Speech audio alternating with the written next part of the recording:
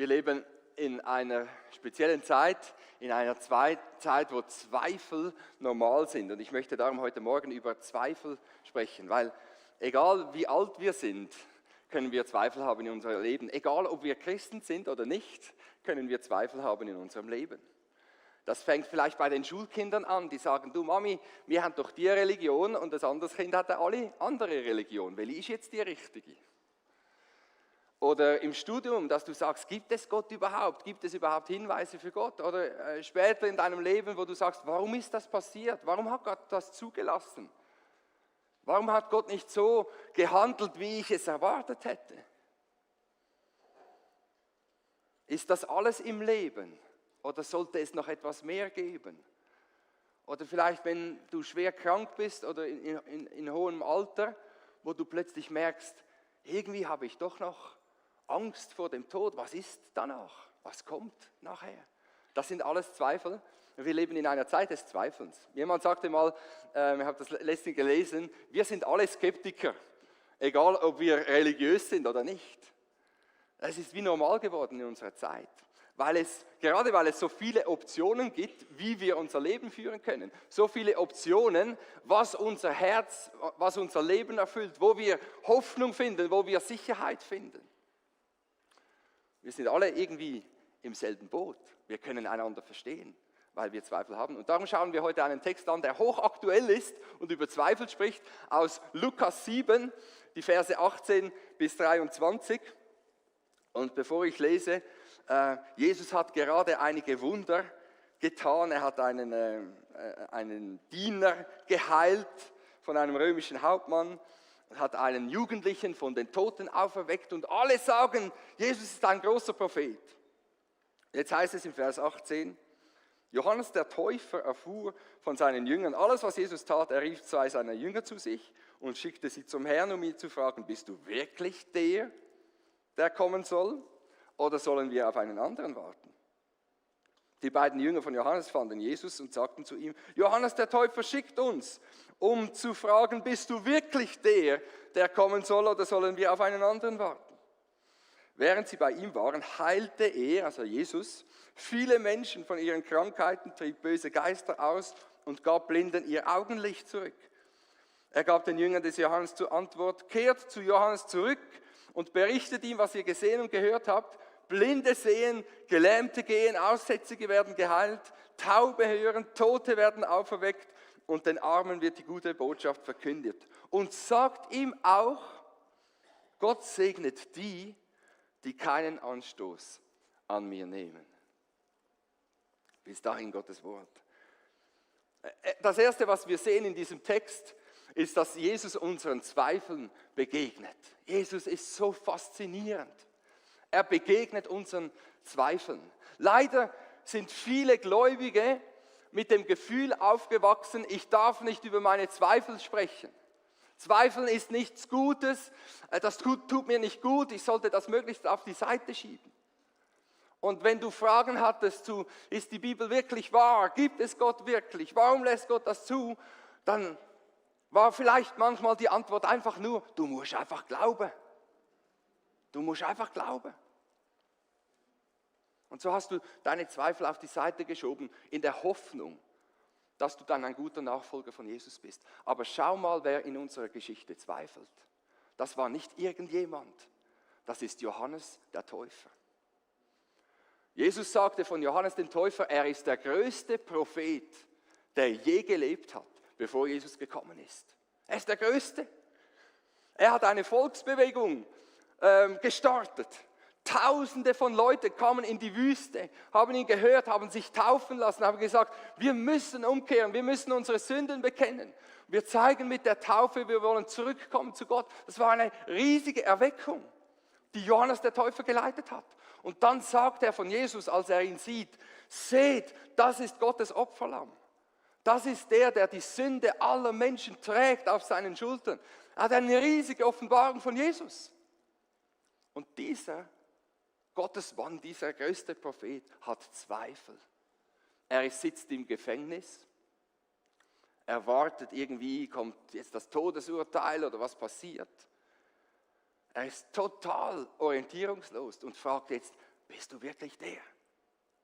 Er hat Zweifel. Ich glaube, Lukas, der diese Geschichte aufgeschrieben hat, wollte auch seinen Lesern sagen, Zweifel ist okay. Die Leser des Lukas-Evangeliums waren vermutlich Römer, weit weg vom Geschehen. Und er sagt ihnen, ihr habt ja Jesus gar nie gesehen, ihr habt ihn gar nie gehört, ihr habt ihn gar nie berührt. Ist doch klar, dass ihr Fragen habt. Ist doch klar, dass ihr Zweifel habt. Gibt es diesen Jesus wirklich? Und so spricht dieser Text auch zu uns in unserer Zeit und sagt, Jesus begegnet deinen Zweifeln. Jesus versteht unsere Situationen. Gerade wenn wir in ähnlichen Situationen sind, wie Johannes der Täufer, wo wir leiden, wo wir die Welt nicht mehr verstehen, wo etwas passiert ist in deinem Leben, wo du sagst, jetzt verstehe ich gar nichts mehr. Warum hat das Gott zugelassen? Jesus begegnet deinen Zweifeln. Er liebt dich so sehr, dass er nicht sagt, Gott sei nicht noch, dass du an mir zweifelst, sondern hey, ich begegne dir. Stell deine Fragen. Wir sind in einem Jahr, wo wir das Thema haben als Kirche, reflektierter Glaube. Das bedeutet, dass du darüber nachdenkst, was du glaubst und warum du glaubst. Warum Jesus? Und wir haben auf unseren Kleingruppenflyern haben wir so eine Einladung, was heißt, hey, du darfst in der Kleingruppe alle Fragen stellen. Du darfst alle Zweifel äußern. Wir wollen uns Zeit nehmen, über diese Dinge zu sprechen, die uns bewegen, die uns nicht klar sind, wo wir nicht nachvollziehen können, was Gott tut. Da bist du herzlich willkommen. Wir wollen ehrlich miteinander nach Antworten suchen. Wenn wir uns fragen, wer ist Jesus? Was sagt die Bibel? Ist das wirklich passiert? Da bist du herzlich eingeladen. Warum? Weil wir Menschen auf der Suche sind. Und Johannes sagt das. Bist du der kommen soll? Oder soll ich auf einen anderen warten? Ich warte, ich suche den Messias. Und wir wissen es, die Juden warteten auf diesen Messias, der sie erlösen würde. Eigentlich ist die Frage, bist du der Messias? Aber Johannes sagt es so, dass wir es heute auch verstehen. Bist du der eine? Vielleicht kennst du diese Frage noch aus deinem eigenen Leben, als du vielleicht noch jünger warst und sagst, ist das echt? Ist das echt der eine? Ist sie echt die eine? Vielleicht im Studium oder in den Ferien oder am Zürichsee, du bist mit jemandem zusammen und du fragst dich innerlich, ist das sie? Ist das er? Ist das die eine? Ist das sie oder ist das er, der mich sieht, der mich versteht, der mein Leben besser macht, der macht, dass ich selber besser sein möchte, mutiger sein möchte, sicherer sein möchte? Vielleicht die Person, die mich rettet aus meiner Situation oder die Person, die meinem Leben Sinn gibt und Erfüllung gibt, wo ich sage, mit ihr oder mit ihm ist das Leben schön. Wir kennen diese Frage. Ist das sie, die mein Leben verändert? Und wir Schweizer sagen dann schnell einmal, ja, jetzt aber nur nicht zu schnell. Nur nicht zu viel erwarten vom Leben, es kommt dann vielleicht ganz anders raus. Und wir haben so diese Bedenken und wenn jemand schwärmt, das könnte er sein oder das könnte sie sein, dann ist es unsere Aufgabe, etwas zu zügeln oder etwas Realismus reinzubringen. Aber eigentlich spüren wir in unserem Herzen, da klingt etwas an von unseren eigenen Wünschen, von unserer eigenen Sehnsucht. Sei es eine Person, oder wenn es diese Person und die große Liebe nicht gibt, eine andere Sache in dieser Welt, die uns wirklich erfüllt, die uns wirklich zufriedenstellt, die uns wirklich Sicherheit gibt, die uns wirklich Hoffnung gibt. Und darum ist diese Frage so treffend von Johannes. Bist du der kommen soll? Wenn du es nicht bist, dann warte ich auf einen anderen. Ich kann nicht anders, als zu suchen, bis ich gefunden habe, was wirklich Erfüllung gibt im Leben, was wirklich Sicherheit gibt im Leben. Bist du es? Und darum antwortet Jesus auf diese Frage, weil er diese Suche kennt von all unseren Leben. Und er sagt dem Johannes, er sagt ihm, Blinde sehen, Vers 22. Blinde sehen, Gelähmte gehen, Aussätzige werden geheilt, Taube hören, Tote werden auferweckt und den Armen wird die gute Botschaft verkündet. Sagt dem Johannes das. Und das ist nicht nur eine Beschreibung von dem, was Jesus getan hat, von seinen Heilungen, von den Menschen, die er von den Toten auferweckt hat, das auch. Aber es ist auch eine Zusammenfassung von dem, was Jesaja im Alten Testament über den Messias gesagt hat. Es ist eine Zusammenstellung von Prophetien, wo Jesaja im Alten Testament sagt, so wird der Messias sein. Jesaja 26, deine Toten werden leben, die Augen der Blinden, die Ohren der Tauben werden geöffnet, der Lahme wird springen, der Geist Gottes ist auf mir, um Armen gute Botschaft zu bringen. So wird der Messias sein. Und Jesus sagt jetzt Johannes dem Täufer, lies deine Bibel. Schau, was drin steht über den Messias und dann schau, was ich tue. Und du weißt, dass ich der Messias bin, dass ich der Sohn Gottes bin. Lies deine Bibel. Und so sagt Gott uns auch, wenn du Fragen, wenn du Zweifel hast, nimm diese Bibel und lies sie tiefer. Lies sie tiefer als das, was du bis jetzt gesehen hast, weil es keine Antworten gab. Geh dahinter. Stell Fragen. Und wenn du an der Bibel zweifelst und wenn du sagst, ja, wer sagt dann, dass das richtig ist, dann prüf die Fakten. Hör Podcasts, frag langjährige Christen, wie muss ich Gott verstehen? Warum bin ich so enttäuscht? Kann es sein, dass Gott gar nicht da ist? Stell deine Fragen. Prüf Gottes Wort. Ich möchte dir nur ein Beispiel geben. 1948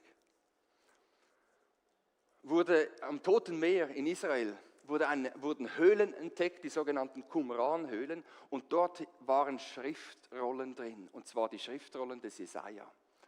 Und man hat sie dann datiert, hat das auch mit KI gemacht, das war bei uns in der Zeitung drin, und hat entdeckt, diese Rollen sind 200 vor Christus geschrieben worden. Die Rollen, die wir heute haben im Museum, natürlich, man hält sie nicht mehr in den Händen, sonst ist heikel, ist wichtig, aber wir haben diese Rollen.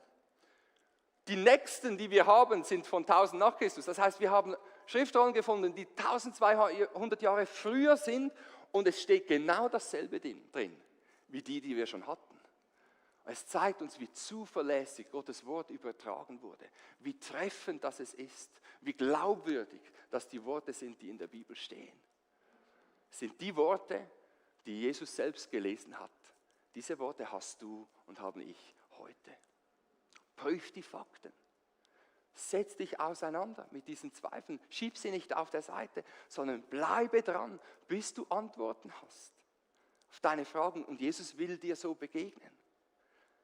Er begegnet deinen Zweifeln mit den Fakten. Aber Jesus tut noch etwas mehr. Er erklärt auch, wer er wirklich ist. Nochmals Vers 22. Blinde sehen, Gelähmte gehen, Aussätzige werden geheilt. Jesus sagt dem Johannes, ich bin ein Messias, der zu den Armen und zu den Schwachen kommt. Und während er das sagt, merken wir, das war die Ursache der Zweifel von Johannes der Täufer. Johannes der Täufer hat ganz einen anderen Messias erwartet. Er predigte schon lange über den einen. Er sagte in einer seiner ersten Predigten, in Lukas 3, sagte er, der eine wird kommen, bald kommt einer, der stärker ist als ich. Er wird die Spreu im ewigen Feuer verbrennen. Er sagt, den Messias, den ich erwarte, wird ein starker sein. Er wird Gericht bringen. Er wird alles Böse aus dieser Welt schaffen. Er wird die Tyrannen besiegen. Er wird die Ausbeuter rausschmeißen aus Israel. Er wird die Römer rausschmeißen. Er wird vielleicht militärische Mittel brauchen, um das Recht und Gottes Wort durchzusetzen. Das war die Erwartung von Johannes.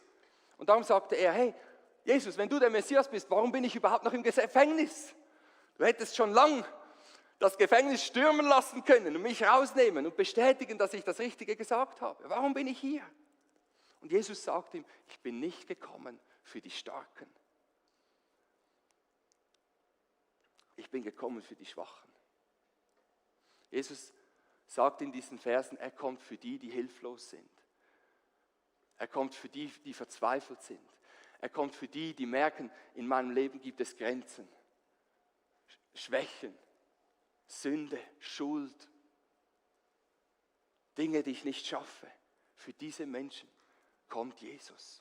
Und er sagt es in Lukas 6, Vers 20, selig seid ihr Armen. Also glücklich sind die Menschen, die arm sind. Und damit wir es nicht missverstehen, dass es nur um äußerliche Armut geht oder äußerliche Krankheit, sagt er im Matthäus-Evangelium, glücklich oder selig sind, die geistlich arm sind.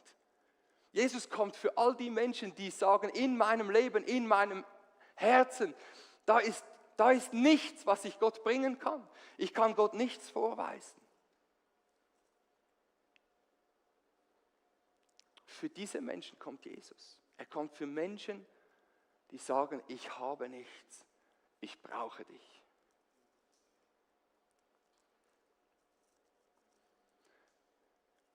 Ich glaube, wir haben in unserer Zeit dasselbe Missverständnis wie Johannes der Täufer, dass wir denken, Jesus ist gekommen, um uns zu zeigen, wie wir leben müssen.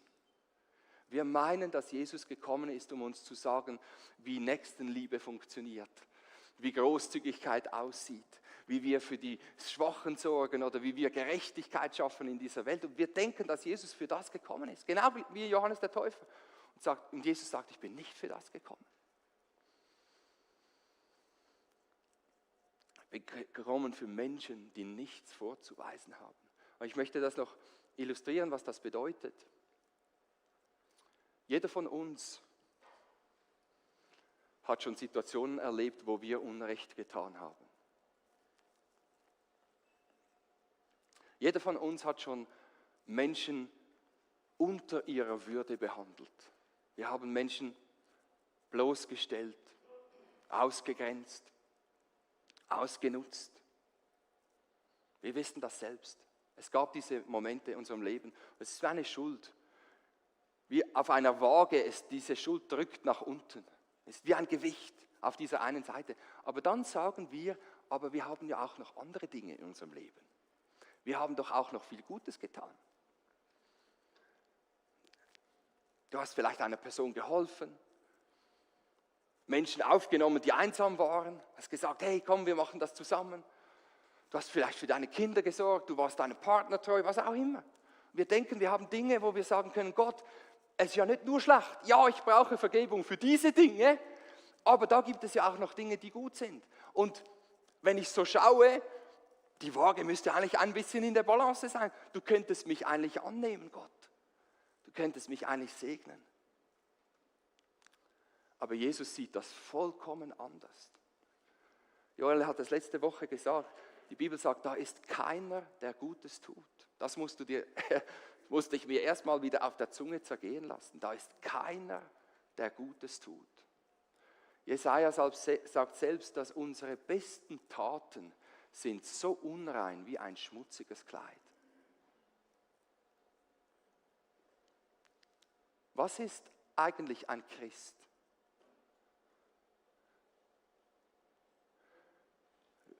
Wie kannst du wissen, dass du Christ bist oder Christ wirst? Ist es einfach nur ein netter Mensch werden? Ich kenne einige Christen, die nette Menschen sind. Du hoffentlich auch. Aber es gibt einen riesigen Unterschied zwischen einem Christen und einem netten Menschen. Wenn ein netter Mensch Christ wird, dann bleibt er nett, das ist schon so. Aber ein Christ ist jemand, der sagt, ich habe nichts vorzuweisen, was gut wäre in meinem Leben. Ein Christ ist durch verschiedene Erlebnisse, vielleicht durch das Hören von Gottes Wort, zu dieser Überzeugung gekommen, ich habe Gott eigentlich gar nichts zu bringen. Ich habe Böses getan und das Gute, das ich getan habe, habe ich aus bösen Absichten getan. Wenn ich etwas Gutes getan habe, und da schließe ich mich sofort ein, dann habe ich es getan, weil ich von Gott etwas wollte. Oder ich habe es getan, weil ich denke, dann machen andere Menschen auch etwas Gutes für mich. Oder ich habe es getan, um gut dazustehen. Aber ich habe nichts vorzuweisen. Wenn Gott mich fragt, was ist in deinem Herz, was ist in deinem Leben, was sind deine Gedanken und deine Taten, ich habe nichts vorzuweisen. Und ich merke, ein Christ ist jemand, der sagt, ich brauche einen Retter. Ich brauche Jesus für alles in meinem Leben. Ich bin selbst christlich aufgewachsen hier in dieser Kirche. Und als Teenager habe ich gesagt, Jesus, ich möchte dir nachfolgen. Jesus ist so gut, möchte ihn unbedingt in meinem Leben haben. Und natürlich, wenn ich zum Beispiel etwas geklaut habe, dann habe ich Jesus um Vergebung gebeten, habe es zurückgegeben, habe gesagt, ich habe einen Fehler gemacht. Aber grundsätzlich habe ich von mir gedacht, ich bin eigentlich noch ein guter Mensch. Und ich habe auch anderen Menschen von Jesus erzählt, weil ich dachte, hey, den musst du unbedingt auch haben. Jesus ist so gut. Und dann kommt dieser eine Schultag im Gymnasium, wo ich mich bis heute an alle Details erinnere. Wir waren am Mittagessen als Schulklasse im Schulzimmer und wir hatten eine hitzige Diskussion. Und einer meiner Kollegen hat mich richtig provoziert. Ich weiß nicht mehr, um was es ging, aber ich wurde so wütend auf ihn. Ich habe seine Schulsachen durchs Schulzimmer geworfen. Und es war laut und in dem Moment sagt eine Schulkollegin, und der nennt sich Christ. Und das hat mich so verletzt. Hat mich so aufgewühlt, vor allem, weil sie recht hatte. Und ich habe in diesem Morgen, durch Menschen, die Gott nicht kennen, habe ich in mein Herz hineingesehen, durch diese Situation, durch diesen Zorn, durch diesen Ärger, durch diese Wut, in mein Herz hineingesehen und habe gemerkt, ich kann noch lange behaupten, dass ich nett und gut bin. Aber ich sehe in mein Herz und ich sehe andere Dinge. Ich sehe das Negative, ich sehe das Selbstbezogene. Ich habe einige Tage über das nachgedacht. Und dann habe ich mich angemeldet für einen Kurs hier in der Kirche, um Jesus besser kennenzulernen. Ich habe gesagt, Jesus, ich brauche dich als Retter. Dann habe ich mich taufen lassen. Wie viele andere Menschen heute dann auch in den nächsten Gottesdiensten, die sich taufen lassen und sagen, ich lasse mich nicht taufen, weil ich gut sein möchte. Oder weil du von mir sagst, ich sei gut. Ich lasse mich taufen, weil ich einen Retter brauche. Und so sagt Jesus dem Johannes, ich bin nicht gekommen, um Gericht zu bringen, Menschen zu beurteilen. Ich bin gekommen, um das Gericht zu tragen. Ich bin gekommen, um die Strafe zu tragen für die Sünden der Menschen. Und schau, was Jesus gemacht hat. Er war nicht nur bei den Schwachen, er war nicht nur bei den Armen, er wurde zu einem Schwachen, er wurde zu einem Armen. Als Jesus verraten wurde und überliefert wurde an die Autoritäten, haben sie ihm eine Augenbinde umgelegt, dass er nichts mehr sah, haben ihm ins Gesicht geschlagen, haben gesagt, so Prophet, sag uns doch, wer dich geschlagen hat. Er war wie ein Blinder. Als Jesus verhört wurde, sind alle seine Freunde von ihm weggerannt. Er war allein, er war verlassen wie ein Aussätziger. Und dann wurde Jesus ans Kreuz genagelt, seine Hände und seine Füße. Er war wie ein Gelähmter. Und die Bibel sagt, Jesus, der reich war im Himmel, wurde arm für uns, damit wir reich werden. Er ist schwach geworden, er ist arm geworden und er ist gestorben für deine Schuld und für meine Schuld. Damit wir einen Retter haben, damit wir Vergebung haben, dass wir zu Gott zurückkommen können, dass wir versöhnt werden, dass wir für Gott leben und mit Gott leben können. Und jetzt verstehen wir, warum Jesus am Schluss sagt dem Johannes dem Täufer, Gott segnet die Menschen, die keinen Anstoß an Jesus nehmen.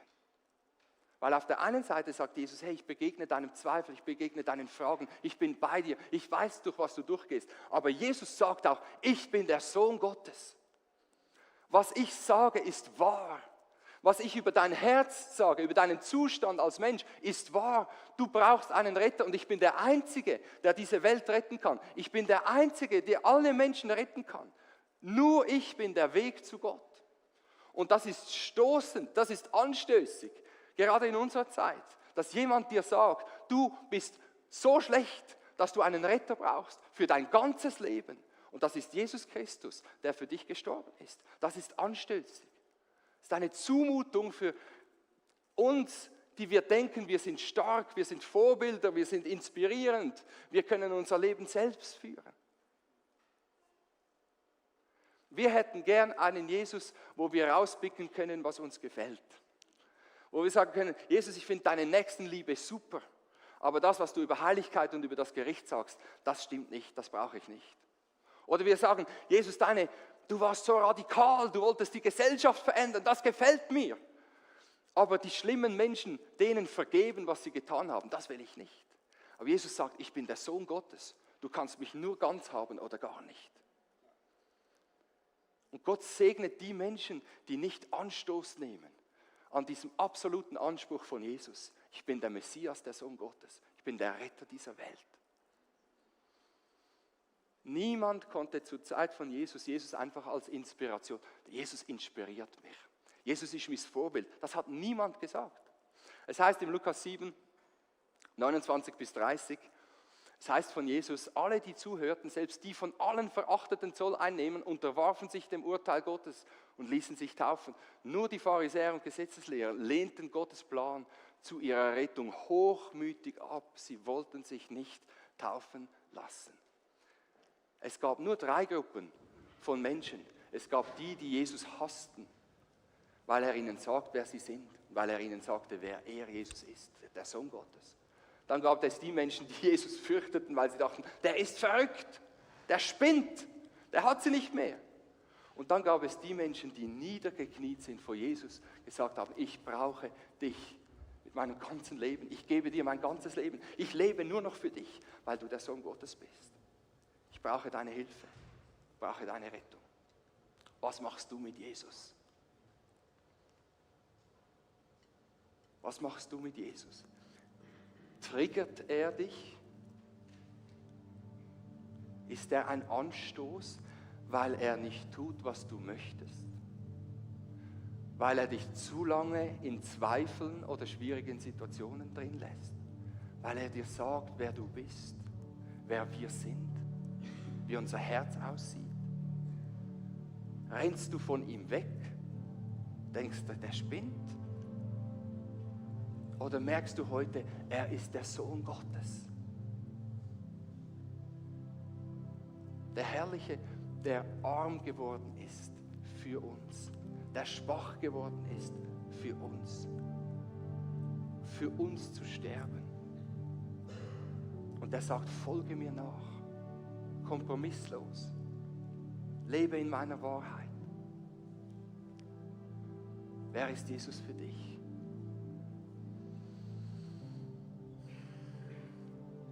Ich möchte dich einladen, die Augen zu schließen, und ich möchte schließen mit einigen Fragen. Vielleicht bist du da und du sagst, ich habe Zweifel an Jesus.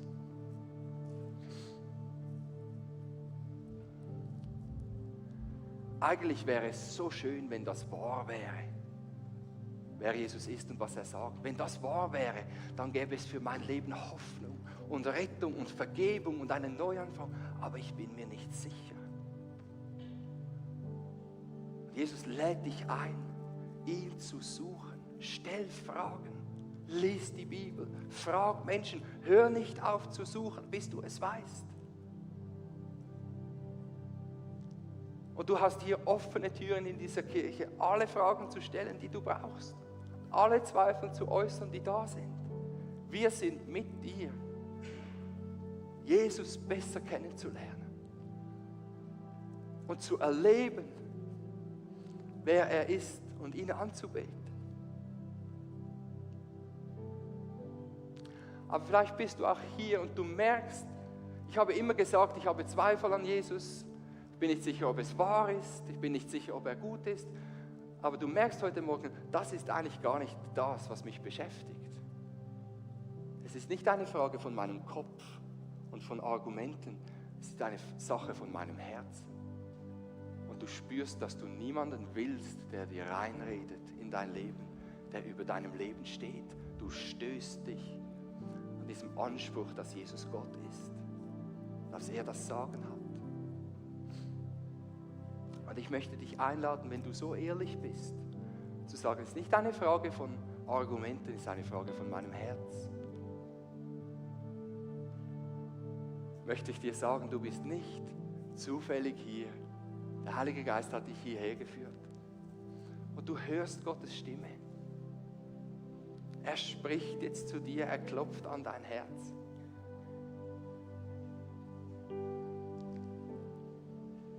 Ich möchte dich einladen, dass du mit uns betest, Dass du sagst, Jesus, ich möchte dich besser kennenlernen.